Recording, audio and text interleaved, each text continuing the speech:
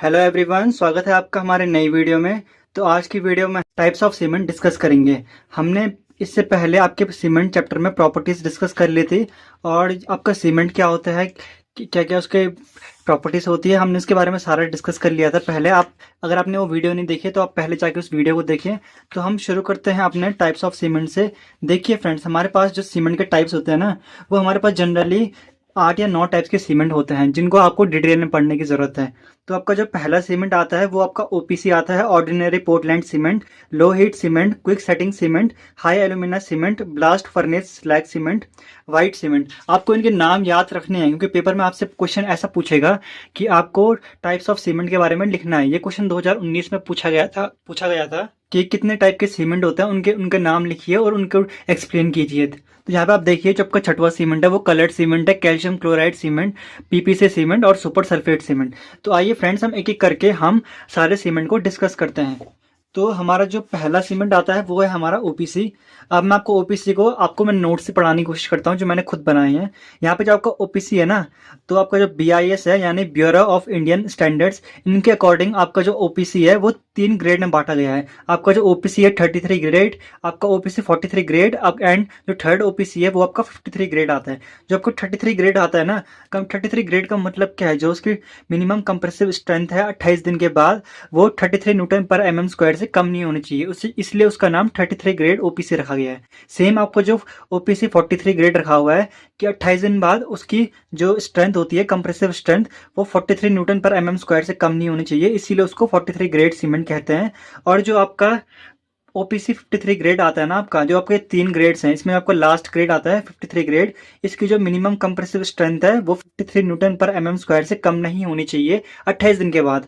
आपका जो नॉर्मल जो आपका ओपीसी होता है वो आपका बेस्ट होता है 43 एंड 53 ग्रेड वाला, क्योंकि ये कंप्रेसिव स्ट्रेंथ इनकी बहुत ज़्यादा होती है एज कम्पेयर टू 33 ग्रेड वाला ओपीसी से। यहाँ पे मैंने लिखा भी है 33 grade OPC has low strength and is rarely used. ये बहुत ही कम रेयर, मतलब बहुत ही कम यूज होता है। 43 और 53 grade cement are preferable nowadays. आजकल के टाइम पे आपका जो ये 2 ग्रेड है ना, 43 ग्रेड एंड 53 ग्रेड, जो मैंने आपको यहाँ पे दिखाया हुआ है, यही दोनों आपके नॉर्मली यूज होते हैं। अब आपको इसको यूजेस बता देता हूँ, लेकिन अगर आपको इनकी प्रॉपर्टीज़ भी जाननी है तो मैं आपको इनकी प्रॉपर्टीज़ भी बता देता हूँ साथ साथ में। अगर आपको यूजेस भी बाद में बताऊंगा, पर आपको इनकी प्रॉपर्टीज़ बताता हूँ। अब हम इसके प्रॉपर्टीज़ के बारे में डिस्कस करते हैं। तो जो इसकी पहली प्रॉपर्टी है वो है आपकी its residue should not exceed 10% when tested on IS sieve number 9। अब आपके पास कुछ सीव्स हो गए ना, जब आप बीएमसी का प्रैक्टिकल कराएंगे आपके टीचर्स आपको, तो वहाँ पे वो आपको कुछ सीव्स दिखाएंगे, उन पे नंबर्स डले हुए होंगे। तो जो आपके IS सीव नंबर 9 है, जब उससे हम सीमेंट को पास करवाएंगे ना, छन्नी टाइप की बोलते हैं सीव को, आप नॉर्मल भाषा में छन्नी बोलेंगे आप उसको। जब आप उससे पास कराएंगे ना सीमेंट को, तो वो उसका जो रेसिड्यू होगा, जो उसका बचा हुआ उसका कुछ पार्ट होगा ना, जो आपका सीमेंट होगा ओपीसी का, वो 10% से ज़्यादा नहीं होना चाहिए आपका।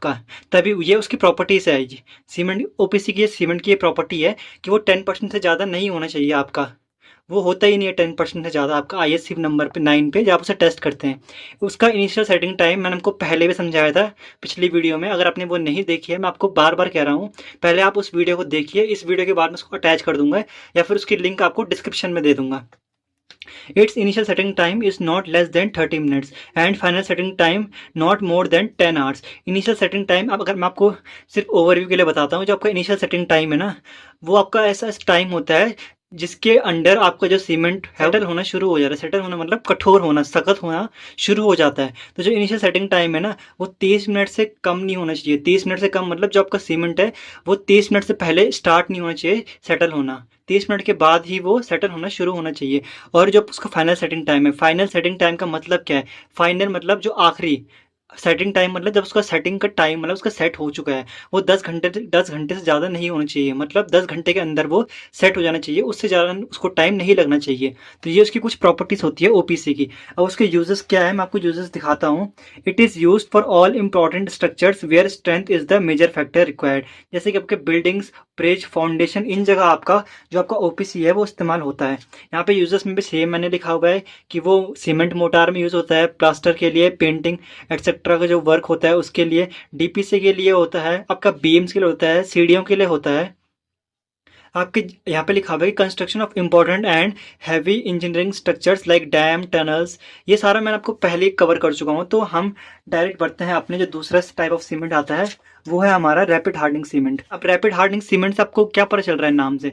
रैपिड हार्डनिंग सीमेंट मतलब जो एकदम बहुत जल्दी सेट हो जाए। रैपिड हार्डनिंग मतलब जो बहुत जल्दी सख्त बन जाए, ऐसा सीमेंट। डेवलप स्ट्रेंथ रैपिडली, इसमें हाई C3S होता है। यहाँ पे मैंने आपको दिखाया भी है कि इसमें क्या होता है, ट्राई कैल्शियम सिलिकेट जो होता है ना, वो आपका C3S होता है, उसके अंदर बहुत ज़्यादा मात्रा में प्रेजेंट होता है इस सीमेंट के अंदर, जिस वजह से इसकी जो सेटिंग प्रॉपर्टी है वो बहुत जल्दी उसका सेट होने की प्रॉपर्टी बढ़ जाती है। इसकी बहुत ज़्यादा फाइन ग्राइंडिंग होती है, हाई हीट डेवलपमेंट, ये बहुत ज़्यादा हीट जनरेट करता है। जितना जल्दी वो सेट होता है ना, तो उसके अंदर उतनी जल्दी हीट ऑफ हाइड्रेशन डेवलप होती है। ये भी मैंने आपको पहले पढ़ा चुका हूँ। Useful in cold weather concreting, जब आप ऐसी जगह पे काम करते हैं ना, जैसे आपका सर्दियों में क्या होता है, जो आपका सीमेंट या फिर आप कंक्रीट कहिए, जो आपका सेट नहीं होता है, तो वहाँ इस सीमेंट का इस्तेमाल करते हैं ताकि जो आपका सीमेंट है ना, वो जल्दी से सेट हो जाए, या फिर जो आपका कंक्रीट का स्ट्रक्चर है वो जल्दी से सेट हो जाए।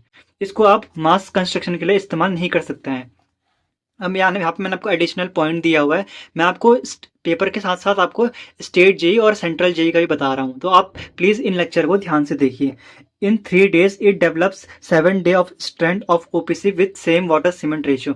जब आप उसका सीमेंट और वाटर का एक रेशियो बनाएंगे ना, वाटर और सीमेंट का जो रेशियो होता है, जब उसे बनाएंगे तो जो डेवलप स्ट्रेंथ करता है OPC 7 दिन के अंदर, वही ये स्ट्रेंथ आपको 3 दिन के अंदर दे देगा स्ट्रेंथ, समझे? जो स्ट्रेंथ OPC को 7 दिन लगते हैं अचीव करने में, वो सिर्फ 3 दिन में ही अचीव करके दे देगा। इतना पावरफुल ये, मतलब इतना हार्ड ये सीमेंट हो जाता है और इतना यूजफुल ये सीमेंट होता है। It emits more heat during setting. अब मैंने आपको कहा है कि ये जल्दी सेट होता है, तो इस जाहिर सी बात है कि इसके अंदर बहुत ज़्यादा हीट जनरेट होगी। It has a minimum initial setting time of 5 minutes and maximum final setting time is 30 minutes। इसका जो इनिशियल सेटिंग टाइम है, इसका 5 मिनट, मतलब 5 मिनट से पहले ये सेट नहीं होगा, लेकिन 5 मिनट जैसे ही आपके कंप्लीट होंगे ना, ये आपका सेट होना शुरू हो जाएगा। और इसका मैक्सिमम फाइनल सेटिंग टाइम है 30 मिनट, मतलब आपके 30 मिनट के अंदर ये आपका पूरा रेडी हो जाएगा। मतलब जो आपका स्ट्रेंथ होती है ना, जो आपको इसको स्ट्रेंथ चाहिए होती है, जितना ये लोड झेल सके, लोड बेयर कर सके, ये 30 मिनट के अंदर ही आपका पूरा हार्ड हो जाता है। मतलब इस सीमेंट को आप जहाँ पे इस्तेमाल करेंगे ना, तो आधे घंटे बाद आप उसके ऊपर कोई अदर कंस्ट्रक्शन वर्क कर सकते हैं।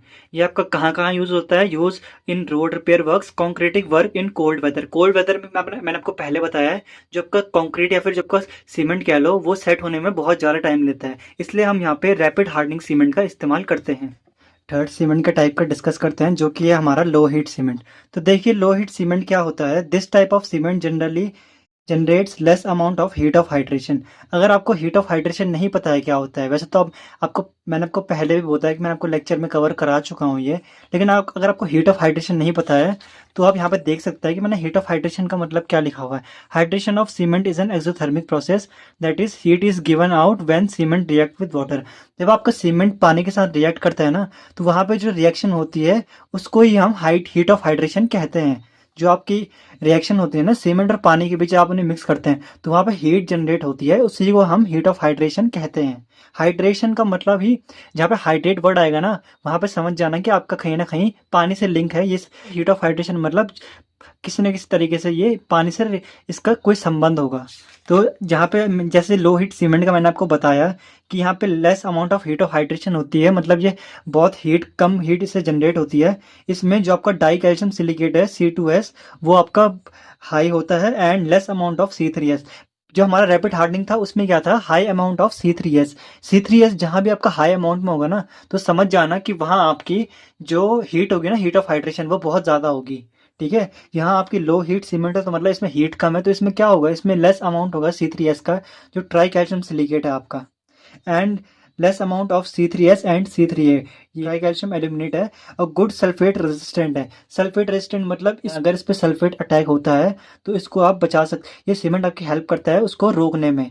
यूज इन मास कॉन्क्रीटिंग, जहाँ भी आपका मास कॉन्क्रीटिंग का वर्क होता है ना, आप लो हीट सीमेंट को वहाँ भी इस्तेमाल कर सकते हैं। अब अगर हम इसको आपकी बुक से पढ़ें, तो आपकी बुक में क्या लिखा हुआ है, सेम वही लिखा हुआ है कि it contains a low percentage of try calcium silicate. Try calcium silicate मतलब C3S, ट्राई कैल्शियम सिलिकेट हो गया। यहाँ पे है which hydrates quickly and higher percentage of die calcium silicate which hydrate slowly. अब यहाँ पे हाइड्रेट स्लोली हो रहा का मतलब क्या है, यहाँ पे जब की हीट होगी ना वो बहुत लेस जनरेट होगी। जैसा कि मैंने आपको यहाँ पे दिखाया था, यहाँ पे क्या था, इसमें हाई C2S है, मतलब जब का डाई कैल्शियम सिलिकेट है C2S वो ज़्यादा होगा। और यहाँ पे भी क्या लिखा हुआ है, सेम ट्राई कैल्शियम सिलिकेट है and higher percentage of die calcium silicate. मैं आपको दोनों पढ़ा रहा हूँ, ये जो नोट्स है ना ये 4th सेमेस्टर के नोट्स हैं, और जो मैं आपको बुक्स बता रहा हूँ ना ये आप अभी देख लीजिए कि ये कौन सी बुक है। ये आपकी ईगल्स की बुक है जो मैंने आपको रिकमेंड करी थी ना, ये आपकी ईगल्स की बुक है और मैं आपको इसी से पढ़ा रहा हूँ। आपके कॉलेज में जो आपके टीचर्स होते हैं ना वो आपको यही रिकमेंड करेंगे कि आप ईगल्स की बुक लें, ठीक है। तो मैं आपको इसी से पढ़ा रहा हूँ। इट कंटेन्स लेस लाइम, इसमें लाइम की क्वांटिटी कम होगी। लाइम की क्वांटिटी मैंने आपको क्या कहा था शुरुआत में, आपके जो पुराना लेक्चर था उसमें अगर लाइम की क्वांटिटी कम होगी तो आपकी स्ट्रेंथ भी कम होगी। मैं अगर आपको दिखाऊं जो मैंने आपको नोट्स में पढ़ाया था, यहाँ पे देखिए lime, it is the major ingredient of cement. Major ingredient जो होता है सीमेंट का वो लाइम ही होता है। It makes the cement sound and also provide strength to the cement. मतलब ये सीमेंट को फैलने से रोकता है। जब वो सेट होता है ना तो उसके बाद उसमें जो क्रैक पड़ती है वो उस लाइम क्या होता है, क्रैक को प्रिवेंट करता है और वो उसकी स्ट्रेंथ बढ़ाता है। सीमेंट की स्ट्रेंथ जो होती है ना वो लाइम के कारण ही होती है। तो इसमें यहाँ पे लिखा हुआ है कि it contains less amount, it contains less lime then ordinary Portland cement, यानी OPC से कम होगी इसमें लाइम की क्वांटिटी, तो क्या होगी, स्ट्रेंथ भी कम होगी, सीधी बात है। मैं आपको इसको डिटेल में पढ़ा रहा हूँ तो प्लीज़ आप कॉपी पेन लिख लें, अपनी कॉपी में नोट कीजिए क्योंकि ये आपके पेपर में इंपॉर्टेंट होंगे। फिर आप पेपर में ये सब देखोगे तो आपको बर्डन हो जाएगा बहुत ज़्यादा, और इसी वजह से BMC में भी बैक आती है कई स्टूडेंट्स की। अब इसकी प्रॉपर्टीज़ क्या होती है, जो इसका रेजिड्यू होता है ना, रेजिड्यू मतलब जो बचा हुआ कुछ अंश होता है जो, अगर हम उसे ISC नंबर 9 से पास कराएं तो वो 5% से ज़्यादा नहीं होता है। ये उसकी प्रॉपर्टीज़ है। और इसका इनिशियल सेटिंग टाइम जो होता है वो सेम यहाँ पे 60 मिनट से कम नहीं होना चाहिए क्योंकि इसमें लो हीट है, मतलब इसमें हीट बहुत कम जनरेट होती है तो वो सेट भी थोड़ा ज़्यादा टाइम लेगा OPC से। वहाँ पे क्या था, इसका minimum setting initial setting time कितना था OPC का, 30 मिनट, यहाँ पे उसका डबल है 60 मिनट। और फाइनल सेटिंग टाइम है वो उसका सेम है, वो 10 घंटे से ज़्यादा नहीं होना चाहिए OPC का भी, और इसका भी सेम वही है। यूजेस क्या हो गया, मैंने आपको पहले ही बताया था, यहाँ पे बता रहा हूँ। Used in mass concreting, mass concreting यहाँ भी वही सेम है कि used in mass concreting such as dam etcetera. तो अब हम बढ़ते हैं अपने नेक्स्ट टाइप के सीमेंट के ऊपर। देखिए यहाँ पे मैंने लिखा हुआ है कि use in mass concrete construction as dam, वही है। और use in place where sulphate attack is likely to occur, same वही चीज़ है। अब देखो फ्रेंड्स, जब का ब्लास्ट फर्नेस सीमेंट है ना, ये भी आपका एक सीमेंट का टाइप है। मेरे को लगता नहीं कि इसको पढ़ाने की ज़रूरत है, ब्लास्ट फर्नेस, पर आप इसका नाम सुन लीजिए। इसकी डायरेक्ट मैं आपको प्रॉपर्टी बताता हूँ क्योंकि इसमें मैं अगर आपको बताऊंगा तो आपको कन्फ्यूजन हो जाएगी। अगर आप डेफिनेशन देखना चाहते हैं तो आप देख सकते हैं, लेकिन मैं आपको डायरेक्ट इसकी प्रॉपर्टीज बताता हूँ। इसकी प्रॉपर्टीज क्या है, ये आपका सिमिलर टू OPC होता है, सिमिलर होता है OPC की तरह।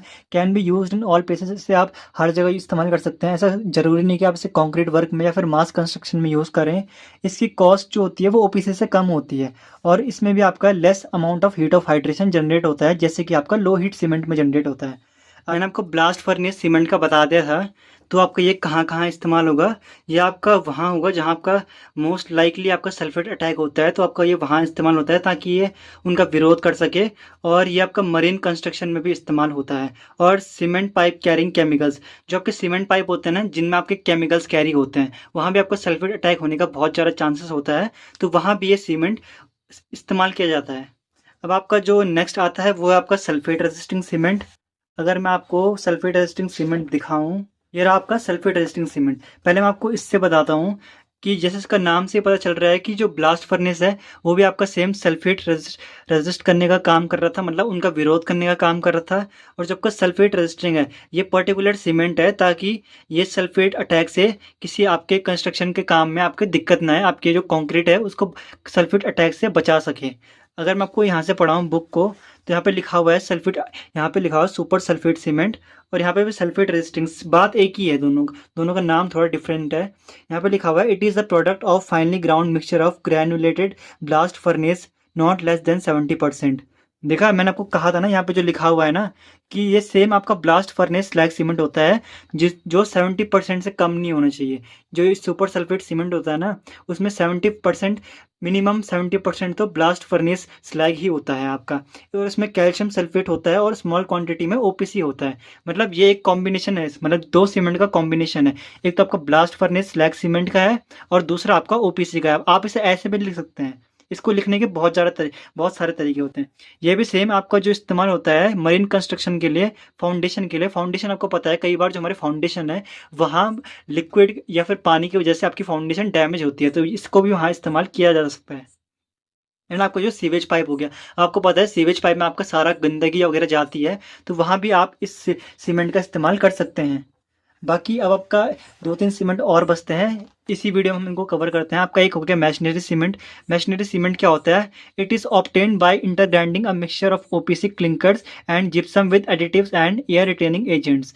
ये जो आपका मैशनरी सीमेंट होता है ना, ये बनता है इंटरग्राइंडिंग मिक्सचर से। जब आपका मिक्सचर होता है ओपीसी क्लिंकर, जब बनते हैं ना आपकी मैन्युफैक्चरिंग ऑफ सीमेंट में, आपके क्लिंकर्स बनते हैं वहाँ पे, और इनके साथ जिप्सम को मिक्स किया जाता है कुछ एडिटिव के साथ। कुछ अलग से इनमें कुछ इंग्रेडिएंट डालते हैं, और air retaining agents, air entraining agent. Air entraining agent एक ऐसा एजेंट है जो आपके मॉइस्चर या फिर आपके जो वाटर हो गया ना, या फिर जब का एयर के थ्रू मॉइस्चर आपका कंक्रीट में जाता है, उससे इसको प्रिवेंट करने के लिए इसमें एयर इंट्रेनिंग एजेंट डालते हैं। Use of this cement considerable reduce the cracks due to shrinkage and temperature change. ये जो आपका मैशनरी सीमेंट है ना, ये इसलिए इस्तेमाल किया जाता है, जो आपकी क्रैक्स होती है ना वॉल पे या फिर आपके पिलर्स पे देख लो, वहाँ जो आपकी क्रैक्स होती है उनको मतलब बचाने के लिए, क्रैक्स से बचाने के लिए आपका ये सीमेंट इस्तेमाल होता है। जो आपका सीमेंट होता है ना, कई बार आपका सीमेंट श्रिंक होता है, और टेम्परेचर चेंज के कारण या तो उसमें श्रिंक होता है या तो एक्सपेंड होता है, तो उससे बचाने के लिए हम आपका मैशनरी सीमेंट इस्तेमाल करते हैं। आपका मैशनरी सीमेंट आपका हो गया इसमें कवर। अब आपका आता है कलर्ड एंड वाइट सीमेंट। अब ये थोड़ा इंपॉर्टेंट ये वाला सीमेंट इसलिए बन जाता है क्योंकि ये आपकी बुक में तो आपको दो सीमेंट दे रखे हैं। यहाँ पे आप अगर देखेंगे तो यहाँ पे आपका कलर्ड सीमेंट अलग है और यहाँ पे आपका वाइट सीमेंट अलग है। तो मैं तो आपको इनको कंबाइन ही समझाऊंगा क्योंकि आपको इतने सारे टाइप्स याद रखने हैं। ये जो आपका कलर्ड एंड वाइट सीमेंट होता है ना, it is made from raw material containing very little iron oxide. जो आपका ये वाले सीमेंट होते हैं ना, इनमें आयरन ऑक्साइड की मात्रा बहुत ही ज़्यादा कम होती है। होती क्यों नहीं है, पर बहुत कम होती है, less than 1%। Manufacture from pure white chalk and fine clay. ये जब कम मैन्युफैक्चर होते हैं ना, ये प्योर वाइट चॉक से होते हैं और फाइन क्ले। एक्चुअल में जो मैंने यहाँ पे लाइन लिखी हुई है, ये शायद वाइट सीमेंट के लिए लिखी हुई है, क्योंकि वाइट सीमेंट अगर आप देखें तो वाइट सीमेंट भी सेम यही है आपका, कि वैरायटी ऑफ पोर्टलैंड सीमेंट है, और ये जनरली और वाइट चॉक से बनता है और क्ले से बनता है, जो जिसमें आयरन ऑक्साइड नहीं होती है। वहाँ मैंने आपको नोट्स में क्या पढ़ाया था कि यहाँ पे 1% से भी कम आयरन ऑक्साइड का इस्तेमाल होता है, मतलब वेरी लेस अमाउंट, बहुत ही ज़्यादा कम अमाउंट में। और यहाँ पे भी सेम वही लिखा हुआ है। इसकी जो प्रॉपर्टी होती है ना, वो सेम वाइट सीमेंट की ओपीसी की तरह ही होती है इसकी प्रॉपर्टी सारी। और जो इसका इस्तेमाल होता है मैं आपको बता देता हूँ। आपका वाइट सीमेंट होता है ना, इसका इस्तेमाल कहाँ कहाँ होता है? डेकोरेटिव पर्पस में, सजावटी के लिए आपका वाइट सीमेंट इस्तेमाल होता है। जैसे आपने ताजमहल देखा होगा ना, उसमें भी सेम जो आपका वाइट सीमेंट इस्तेमाल हुआ है, आप गूगल कर सकते हैं, क्योंकि वहाँ पे वो डेकोरेटिव पर्पस के लिए बनाया गया है, इसलिए उसमें वाइट सीमेंट का इस्तेमाल हो गया है, मतलब वाइट सीमेंट का इस्तेमाल करा गया है। It can be use in motor for marbles and tile. जो आपका मोटार होता है ना, जो आपका पेस्ट होता है, उसको भी, उसमें भी आप वाइट सीमेंट का इस्तेमाल कर सकते हैं, ताकि जब उसे मार्बल्स एंड टाइल्स पे लगाएंगे तो वो थोड़ा अट्रैक्टिव दिखे। आपका जब का कलर्ड सीमेंट हो गया, वो उसमें आपको बता देता हूँ, आपका बुक से ही बताता हूँ आपको। जब का कलर्ड सीमेंट है, यहाँ पे आप देख सकते हैं, जब आपका वाइट सीमेंट है, ये आपका सेम उसी तरीके से मैन्युफैक्चर होता है जैसे आपका ओपीसी मैन्युफैक्चर होता है। और इसमें जो आपके ये कंपाउंड्स हैं, आपको बता देता हूँ। इसमें क्रोमियम ऑक्साइड होता है, जिसकी वजह से ये ग्रीन कलर का भी होता है। इसमें कोबाल्ट होता है, जिसकी वजह से ये ब्लू कलर का होता है। मैंगनीज होता है, मैंगनीज डाइऑक्साइड होता है, जो इसे ब्लैक सीमेंट के फॉर्म में आपके इसका कलर बनाता है। आपका आयरन ऑक्साइड हो गया, in different proportion give brown, red और येलो कलर। ये आपके जो पिगमेंट्स है ना, मतलब आपके जो ये मटेरियल्स है, फिर आपके सब्सटेंस है ना, मैंगनीज डाइऑक्साइड हो गया, क्रोमियम ऑक्साइड हो गया, ये आपके अलग अलग तरीके के सीमेंट को सीमेंट का कलर कर देते हैं, इसलिए इसका नाम रखा गया है कलर्ड सीमेंट। ये बहुत ही वैरायटी में आता है। अगर आपको ग्रीन कलर में चाहिए तो आप ग्रीन कलर में ले सकते हैं। ब्लू कलर अगर आपको कहीं पे चाहिए तो आप उस टाइप का सीमेंट ले सकते हैं। ये आपका प्रॉपर्टीज़ क्या है, इसकी सेम वही प्रॉपर्टीज़ है जो आपकी ओपीसी की, जो मैंने आपको वीडियो की शुरुआत में बताया था ना, इसकी भी सेम वही सारी प्रॉपर्टीज़ है जो आपकी ओपीसी की प्रॉपर्टीज़ है। अब मेरे हिसाब से आपका जो सीमेंट का टाइप बच गया है, इसमें आपके डिटेल में तो और ज़्यादा सीमेंट है आपके। बट मैं आपको बताता हूँ क्विक सेटिंग सीमेंट। जो आपका एक क्विक सेटिंग सीमेंट है, इसका जैसे नाम से आपको पता चल रहा है कि ये बहुत जल्दी सेट हो जाता है। इसका जो इनिशियल सेटिंग टाइम है ना, इसमें 5 मिनट होता है इसका इनिशियल सेटिंग टाइम, जब इसका फाइनल सेटिंग टाइम जो इसका होता है, इसका जो फाइनल सेटिंग टाइम है वो है आपका 30 मिनट। इसके अंदर जिप्सम की मात्रा बहुत कम होती है, और ये जो आपका ओपीसी होता है ना, उससे बहुत ज़्यादा फाइन होता है, मतलब बहुत ही ज़्यादा बारीक सीमेंट आप इसे कह सकते हैं। अगर आप यहाँ पढ़े क्विक सेटिंग सीमेंट, तो यहाँ भी सेम प्रॉपर्टीज में क्या लिखा हुआ है कि इसका जो इनिशियल सेटिंग टाइम है वो 5 मिनट होता, starts with in 5 minutes. 5 minutes मतलब 5 मिनट के बाद इसका सेटिंग टाइम स्टार्ट होता है, 5 मिनट से पहले शुरू नहीं होगा। जब इसके इसके अंदर पानी मिलाएंगे तब 5 मिनट के बाद इसका सेटिंग टाइम शुरू होगा इनिशियल का।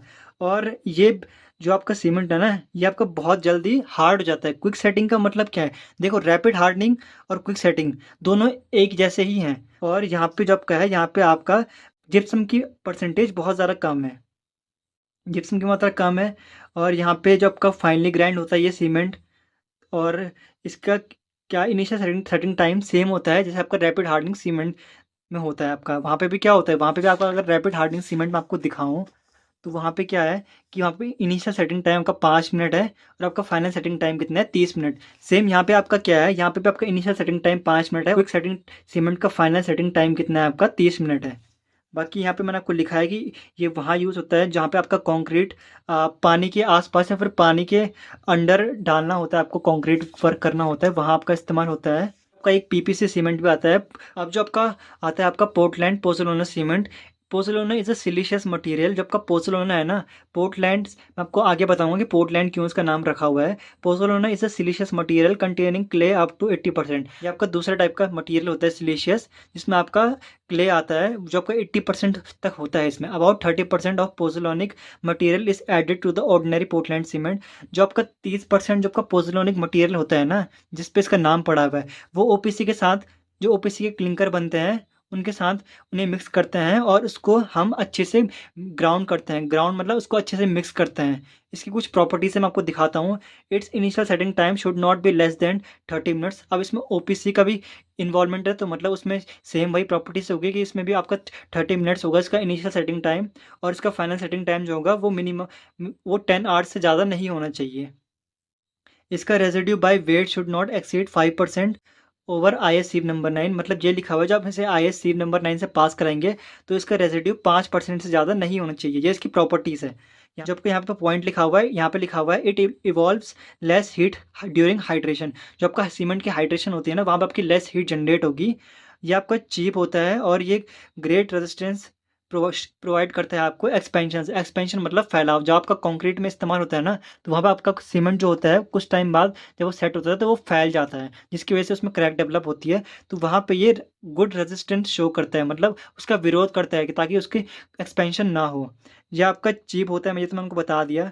ये आपका जो सल्फर अटैक होता है उसके अगेंस्ट भी वर्क करता है। तो अब आपका मुझे लगता है कि मैंने आपके सारे डाउट्स कवर कर देंगे सीमेंट से रिलेटेड कि आप इसके कितने टाइप्स हैं। आपको अगर आप कॉम्पिटिटिव के लिए पढ़ रहे हैं तब तो आपको पूरे ही पढ़ने पड़ेंगे। जितने मैंने आपको सीमेंट बताया है आपको कॉम्पिटिटिव के लिए पूरे ही पढ़ने पड़ेंगे। लेकिन अगर आप कॉलेज लेवल के लिए पढ़ना चाहते हैं, अपनी नॉलेज के लिए पढ़ना चाहते हैं, ये आपके 4th सेमेस्टर में भी काम आएगा। ऐसा मत सोचिए कि आपको सिर्फ इसे 3rd सेमेस्टर में पढ़ना है, बस खत्म हो गया। 4th सेमेस्टर में ना, मैं आपको बताऊं तो आपका पूरा जो कंक्रीट टेक्नोलॉजी आपका एक सब्जेक्ट है ना, ये आपका पूरा सीमेंट पे ही बेस्ड है। उसके चारों ओर ये सब्जेक्ट पूरा राउंड करता है, पूरा घूमता है कंक्रीट या फिर सीमेंट के चारों ओर। क्योंकि इसमें हम क्या सीखते हैं, कंक्रीट जो आपका होता है उसकी कैसे कैसे हम उसे इस्तेमाल कर सकते हैं, किस कंडीशन में इस्तेमाल करते हैं, उसके क्या हम उसमें चेंजेस कर सकते हैं। यही आपका कंक्रीट टेक्नोलॉजी पूरा सब्जेक्ट है, ठीक है। तो आशा करता हूँ आपको वीडियो पसंद आई होगी। अगर अगर पुराना वीडियो हमारा नहीं देखा है, जब उसका पार्ट 1 था, तो मैं आपको रिकमेंड करूँगा कि आप पार्ट 1 भी देखिए, क्योंकि उसमें मैंने आपको पूरा चैप्टर कवर किया है। एंड अगर आपको वीडियो अच्छी लगी हो तो वीडियो को लाइक करें, चैनल को सब्सक्राइब करें, एंड मिलते हैं हम अपने एक और नई वीडियो में।